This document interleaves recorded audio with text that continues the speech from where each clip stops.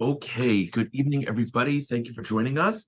Um, Thank you, as always, to Miriam Friedman for keeping us on task and assembling questions. I think coming up with many of tonight's questions, but either way, certainly assembling questions and coming up with great ideas for topics. And thank you to those who make suggestions to Miriam.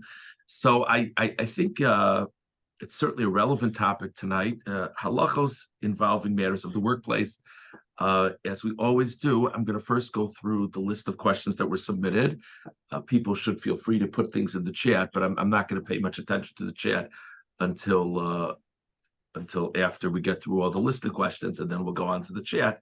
And then after that, if someone has a question that didn't feel they could put in the chat, if they want to call it out, they're certainly welcome to. Okay.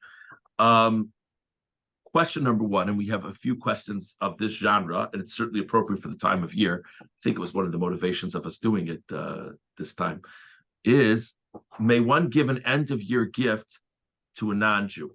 In other words, is there a halachic problem with giving a holiday gift to a non-Jew? It's certainly okay to give a Hanukkah present to your fellow shul member. That's not the question.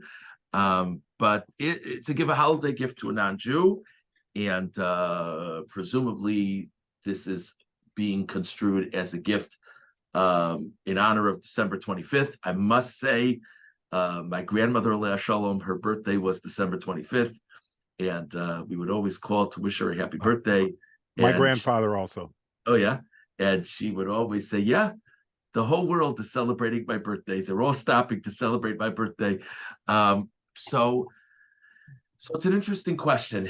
Is there a problem with giving a holiday gift in this time of year to someone who's not a Jew?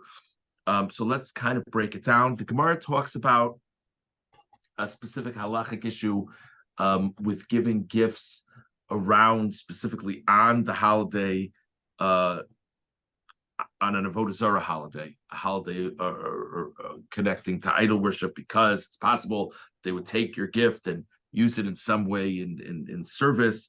There are, of course, I don't want to get into this in detail tonight, but there are, of course, discussions what the halachic status is of Christianity. First of all, it's far from clear that its status is Avodah Zarah, but there is discussion about it. I want to be clear about that. But, and I think this is very significant, the overall assumption is that most practices that our non-Jewish neighbors and coworkers and friends do at the end of December are not that religious, are not that, religious of nature. And so it's a time that people are giving gifts in general. It is, of course, connected to a religious holiday, but I think it's pretty, I'm just gonna mute everybody. I think it's pretty reasonable to assume that the giving of gifts is not understood as a religious act or an act making any statement about a given religion. So if the question is it prohibited to give a gift to a coworker at the end of December? I don't believe it's prohibited to give a gift to a coworker at the end of December. I did see some sources that said it's probably better to do it more towards the middle of December than towards the end of December. Now, what I don't think would be appropriate as a Jew, I don't think it would be appropriate to give a coworker, a neighbor, whatever it is, a Christmas gift. I don't think that would be appropriate. Or to say it's a gift in celebration of this holiday, I don't think is correct. But it's a time that people are exchanging gifts. So I just wanted to express my gratitude to you. It's such a pleasure knowing you. I appreciate your assistance in all kinds of ways. I think that's fine. Like I said, many authorities encourage distancing it a bit from the end of December, but it could be, it could be around the time that people are giving gifts. But December 24th is probably not the ideal time to be giving that gift. Okay. A related question: may a person attend a holiday party? So I think the answer to this is very similar to what we were discussing before. My impression, I'll tell you something, whenever I have not seen a tree at one of my workplace's holiday parties, I just want to say, but my impression is that people who have a little bit more worldly jobs than I do Very rarely is there a real religious presence theme at holiday parties. I'm not talking about symbols. Of course, there are, religious symbols, but and I think the norm in our society, Baruch Hashem, we are extremely fortunate to live in this wonderful country that recognizes religious liberties. People will correct me if I'm wrong, but I think it's extremely common at workplace holiday parties in our times to have symbols of various faiths, whether it be a menorah, whether it be a tree, whether it be some Kwanzaa related thing. And so I don't think that it's really a religious gathering. I really don't think so. I think it's just an excuse for the people from the office or from whatever to get together. So I don't think it's a problem to attend the holiday party. If the holiday party is really of a really religious nature and at such a time the schedule is to sing carols, and this and that, I think I would have a different attitude. But I think that's not the mode for the vast majority of workplace holiday parties. So I think it's okay. Okay, so the next question is a very interesting one. May one wish a coworker an enjoyable holiday season by mentioning the holiday? So again, I don't want to, no pun intended. I don't want to beat around the bush. So I'm just going to use terminology, and just so people understand what we're talking about. It's strongly discouraged. I'm sure we can all understand to wish people a Merry Christmas. Again, whatever people are thinking, the very word Christmas certainly connotes things about being anointed, etc. I think a pretty normal approach in our place and time is to wish people happy holidays. I saw mentioned that there are those who are not so excited about saying happy holidays, but I think it's a pretty normal thing to just wish happy holidays. It's who knows, whatever their holiday may be, they should enjoy their holidays. I think it's a pretty common approach. If you're invited to a New Year's party at work, may you attend, as long as you're up in time for Shacharis the next morning. I would say it's okay. People frequently make the point to me in Shul, that New Year's, if you really drill down, New Year's also has a religious connection and connotation. And but I think in general we see it as even less of a religious nature than parties at the end of December. Okay, that is the end of the section having to do with the time of year and gifts and parties and the like. I would, once we're on the topic of gifts, I would like to speak a little bit about gifts not having to do with the time of year, just in general, just a few things that frequently come up. There's a halacha that one is not allowed to do business in non-kosher items. So in other words, there's a halacha in Shulchan Aruch, even if a Jew never walks into your store, there's a halacha in Shulchan Aruch, you're not allowed to run a business selling non-kosher meat, for example. It's a siman in Shulchan Aruch.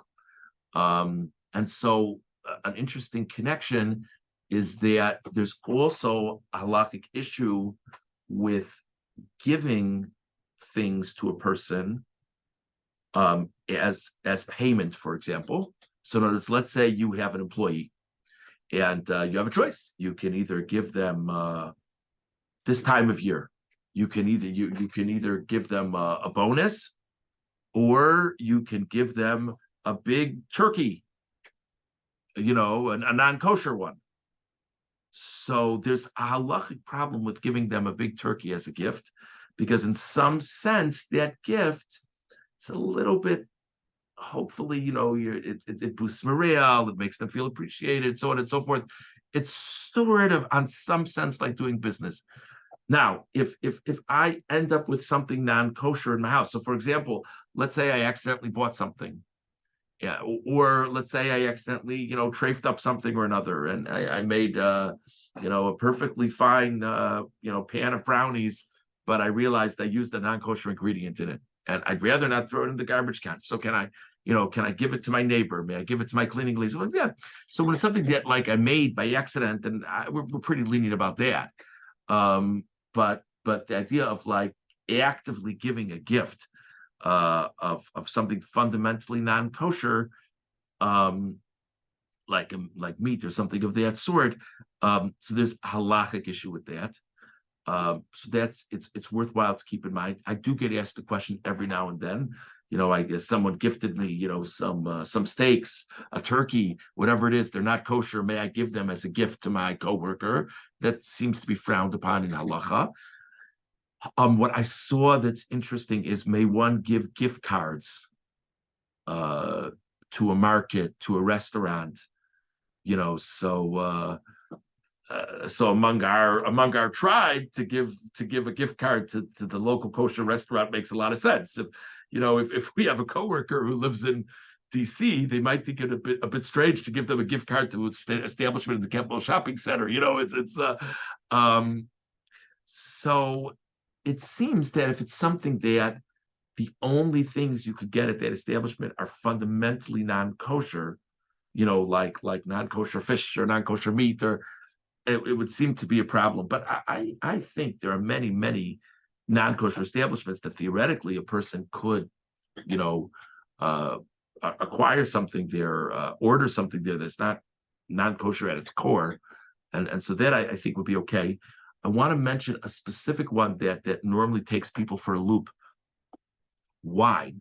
I can't remember. I think we once discussed wine in this venue a long time ago, though I might be remembering it correctly. So wine that doesn't have a kosher certification is most likely what's called stam yena. Most likely the problem with the wine is not that they put lard in the wine. It's pretty unlikely, but that the way the wine was handled renders it halachically problematic for us to drink. I don't want to take the time now, but there are various halachos having to do with that with wine. Those wines that are prohibited for us to drink, certainly lechatchila, certainly in a most appropriate setting, we're also prohibited from deriving benefit from them. So the standard halacha would be, it would not be appropriate to buy a very nice bottle of wine that's not kosher and give it as a gift to it certainly wouldn't be appropriate to give it as a gift to my Jewish coworker, because I'm really setting them up to do something that's not halachically appropriate. Truth be told, it would not be appropriate to give it as a gift to my non-Jewish coworker as well.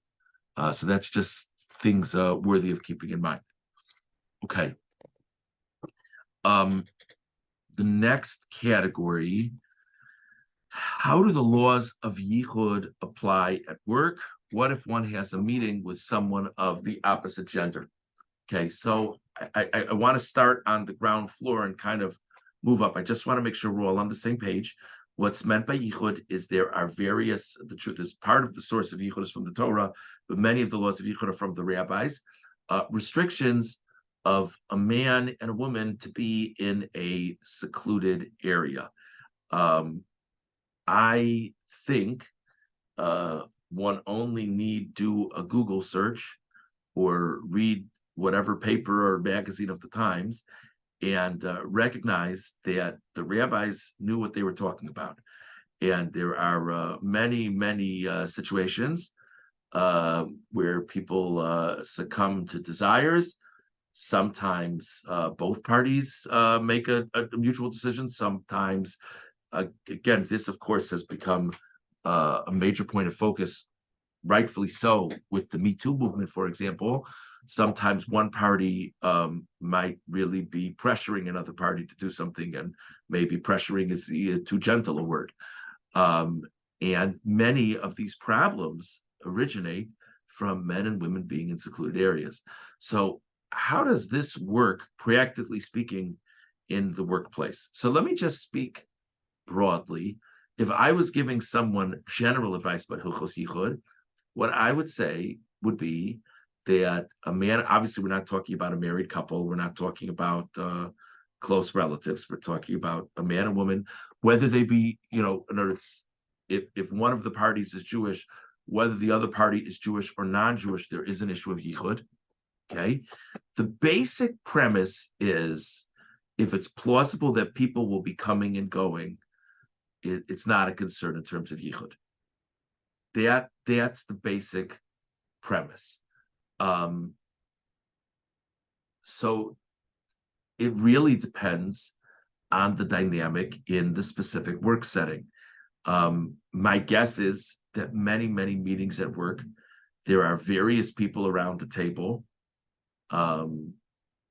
My guess is there could always be a secretary or two, a manager or two, an employee or two popping in and out. And that being the scenario, even if it's just one man and one woman having a meeting in an office, I don't think it's a situation of yichud. If the culture in the office is that if the door is closed, no one may come in, and that's understood, then I think there's something to be said for keeping a door ajar or open or something like that. Or I think this is relatively common in a medical context to specifically have, let's say in the doctor's office, a nurse specifically coming in and out every now and then. It doesn't have to be that additional parties are there the whole time. I do want to say that basically the halacha of yichud is that a man would be prohibited from being alone even with two women. One woman could be with two men. I don't want to take the time to get into the reasoning for that now.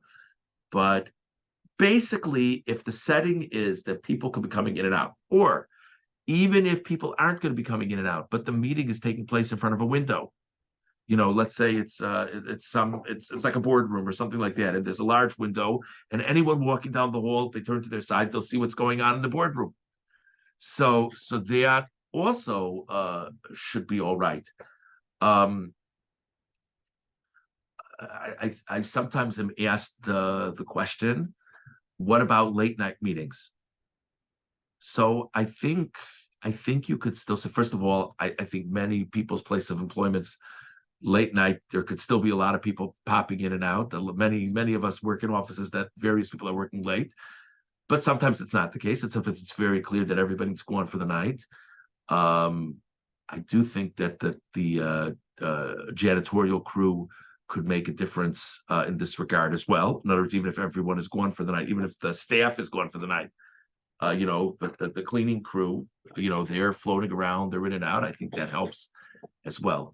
So my guess is that most situations of meetings and encounters in the workplace are not really yichud issues. But my guess is that it's worthwhile to be cognizant, because there probably could be situations every now and then. And by the way, and many times the solution could be something as simple as pulling up the blinds and not pulling down the blinds. Again, but it has to be, are there people passing by? Are there people seeing in? I do want to just take a moment. I'm veering off the path slightly. I'll share with you. I was sitting Shabbos lunch this week with a mental health professional, and he said how exciting it is every now and then to just be able to talk on a monologue, and everyone just has to listen to you. I said, that's what my job is. I just get up and talk. They are listening, they're not listening, but I didn't even need Zoom. It's great. I could just mute people. You just have to listen to whatever I feel like talking about. Mental health professionals, you actually have to listen to the other person. But I once heard I once heard a presentation from a very well-known Orthodox professional in the mental health field, and he was talking about workplace affairs. And he said, people make a mistake. People think that people have affairs. Somebody gets up one morning and says, you know what? I think I'm going to find someone else to have to have a relationship with. Obviously, it's possible that happens, but his experiences are, this is a person who absolutely has his finger on the pulse of the Orthodox world. I don't know if he was saying it for a quotation, but if I would say the name, you'd all know who it was. And he said he really feels very strongly that it's just whatever frustrations a person has in their own personal life. And then, they come to work and they meet someone of the opposite gender, and they're always dressed nicely and they always present themselves well, and everyone puts their best foot forward at work, and at home everyone is snarling at each other and complaining about this and complaining about that and not getting sleep at night, and so on and so forth.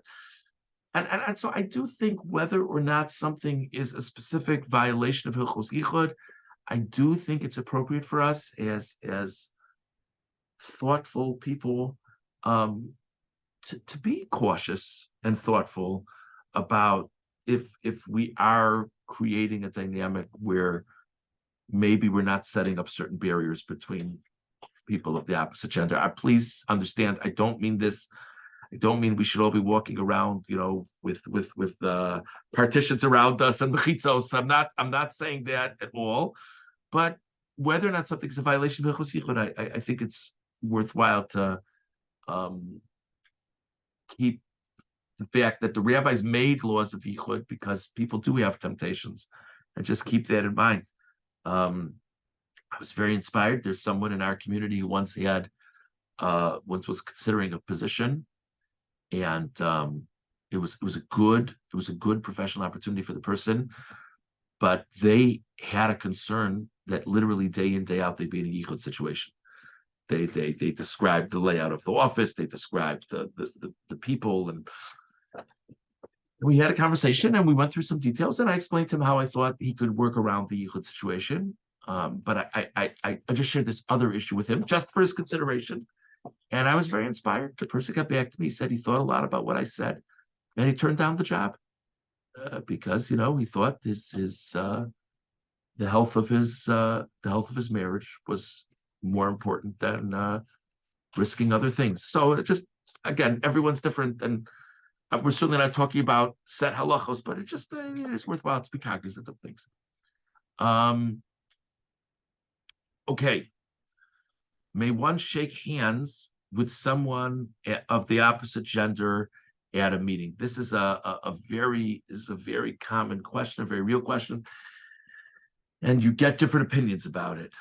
Rabbi Einer Zichron Livracha was of the view that if it's going to be an awkward thing, you're going to sit there and give a whole explanation as to why you can't shake the hand and this and that. So he felt as long as it wasn't like a warm handshake, where you're like, clasping the person's hand, but just sort of like a stiff type of handshake, and you don't mean anything by it other than just being polite, he thought it was fine. Many give the practical. One second. Okay, I'm not sure. Whoever is putting that up, maybe if you stop sharing the screen. I don't think you meant to do that.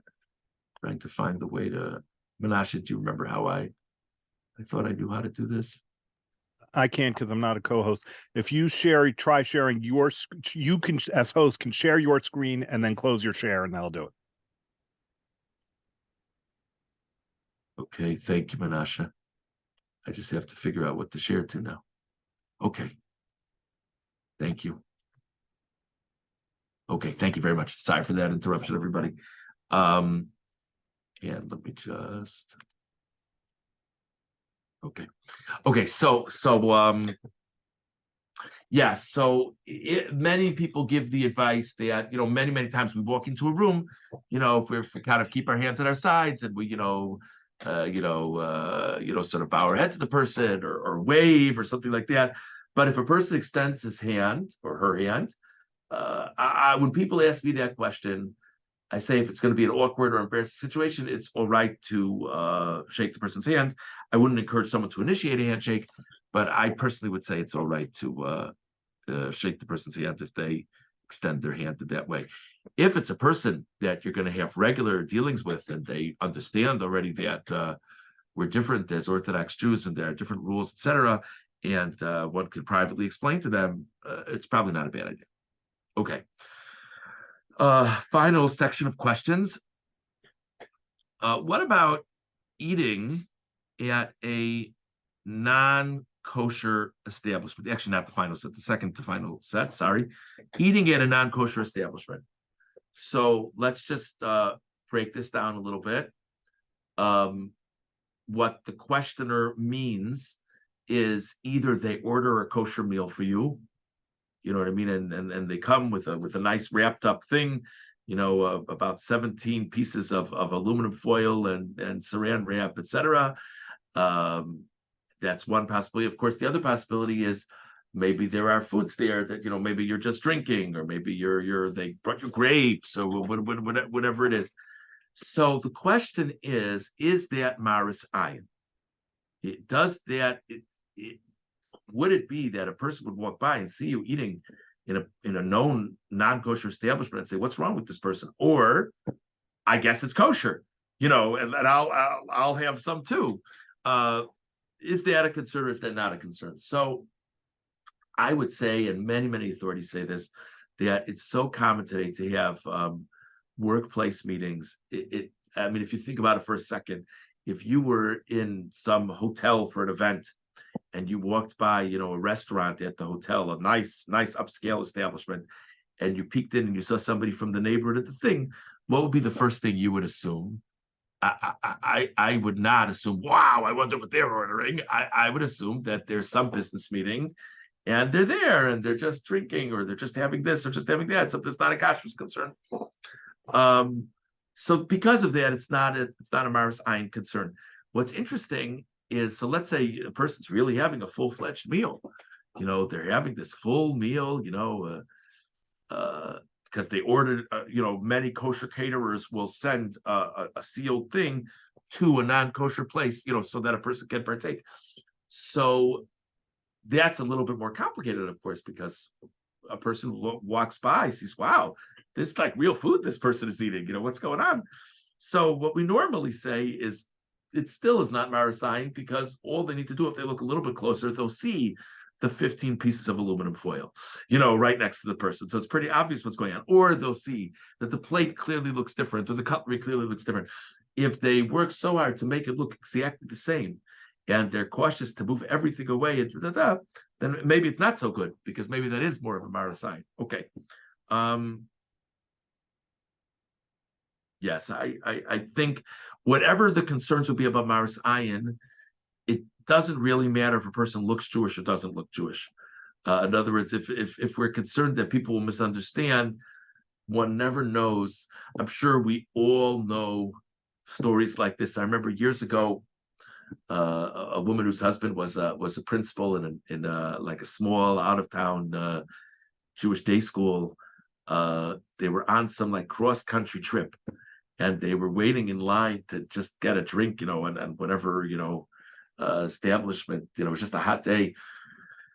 And the wife turns to the husband and says, "Wow, we could buy whatever we want here. Nobody would know the difference." Jokingly, not meaning it seriously.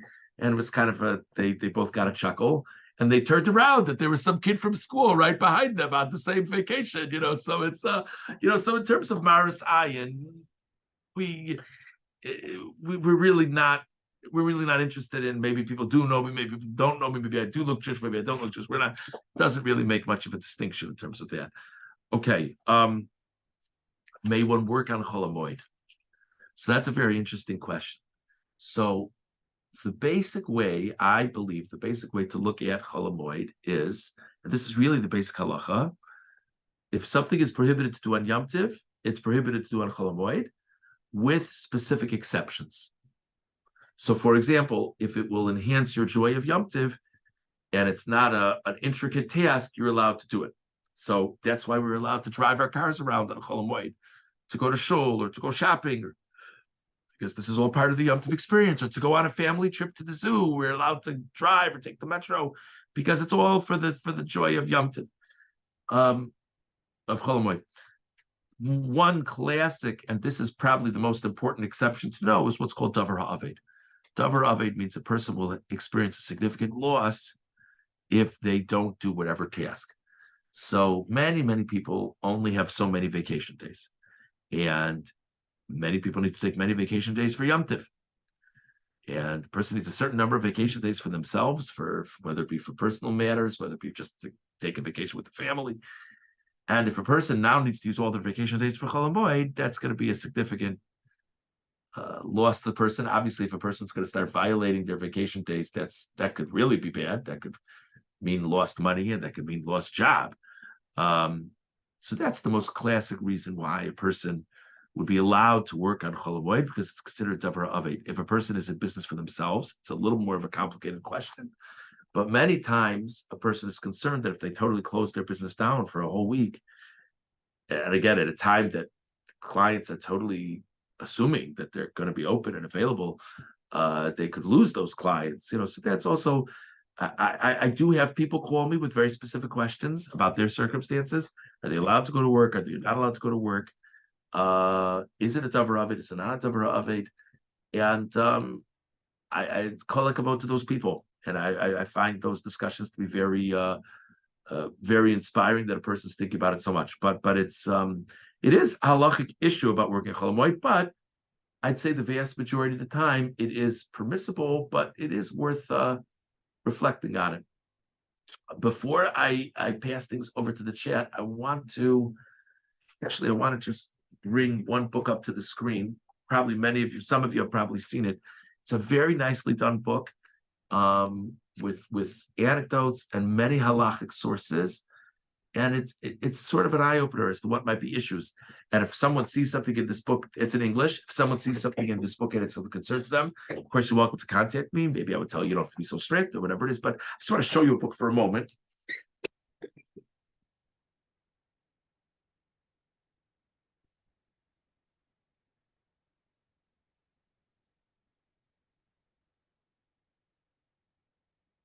It's a very well done book. It's called Making It Work. Making It Work. It's actually written by Rabbi Ari Wasserman. If any of you are fans of the well-known podcast called Headlines, Rabbi Ari Wasserman is frequently a guest host on Headlines. He has various things he quotes from Rabbi Breitowitz, for example, about practical matters in the workplace that he discussed with Rabbi Breitowitz. It's a very interesting book. It's very, very well done. Okay. It's put out by Feldheim. Yeah, it's put out by Feldheim. Okay. Let me look now at what's in the chat.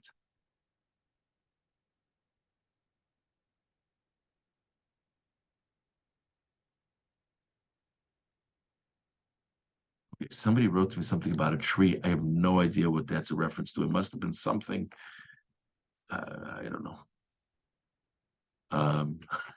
Okay, I was talking about holiday parties and the singing of carols. So Menashe asked, what if they agreed to only sing songs written by Jews? It might still be an issue, Menashe. Thank you. Okay, let's see.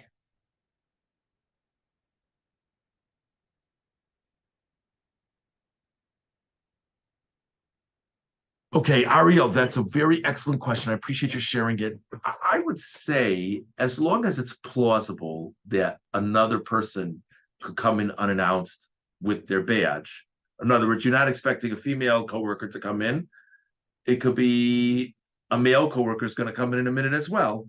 I would say as long as it's plausible, I'd say as long as it's plausible, that's fine. If you really absolutely positively know that you're the only two people left and there's no cleaning crew coming in and nobody else, you're sure no one else is around, then to be honest with you, if you're not able to keep the door open and everything's closed, it might be appropriate to step out. I hate to say it. I feel bad saying it, but that is an interesting case. If you want to discuss it more later, we could certainly do that. Very interesting. Very interesting. I'm not sure which member of the Grossman clan is posing it, but I appreciate the question. Does a security camera obviate the Isser of Yichud? It's discussed. I think it could. I think it depends if one believes that people are actually watching security camera. There are many public places and private places where there are security cameras that the whole intent is only if, heaven forbid, something bad were to happen, then they check the records from the security camera, which is great. But I don't think that really is much of a deterrent. If the nature of the security is that someone is constantly there, and watching from some center or something like that I think would be very different. Yeah, that's an interesting question. Thank you for raising it.